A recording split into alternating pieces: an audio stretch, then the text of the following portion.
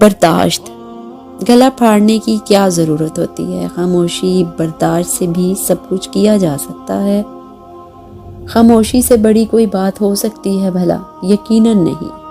لیکن یاد رکھیں، کسی کی ذات میں لفظوں کے نشتر مت پیوست کریں. قسم سے بہت تکلیف ہوتی ہے جو کبھی نہیں بھلائی جا سکتی.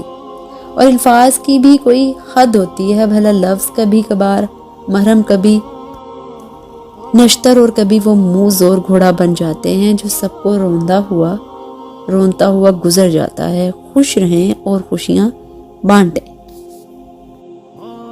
خود کو بدلیں. آپ کا رونا، آپ کا اداس ہونا، آپ کی محبت، جذبے اتنے غیر اہم نہیں ہیں کہ ایک انسان کے پیچھے ضائع کریں.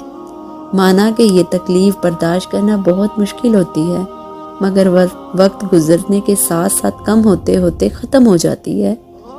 شرط یہ کہ سوچوں پر قابو ہو. آپ کی شخصیت کوئی گری پڑی شے نہیں کہ کوئی آپ کو چھوڑ دے، بھول جائے، پھر بھی اس کے پیچھے پیچھے لپکیں.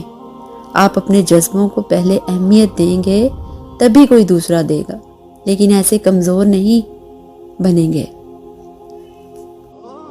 اگر ایسے کمزور بنیں گے تو روتے رہیں گے، پیچھے رہ جائیں گے، بے قدرے ہو جائیں گے. اس لیے اٹھیں، مسکرائیے اور خود کو بدلنے کی کوشش کریں تاکہ کچھ لوگوں کو پچھتاوے کے مستقل مرض میں مبتلا کر سکیں. زندگی انمول ہے، اور خاص طور پر آپ اور آپ کی عزت نفس.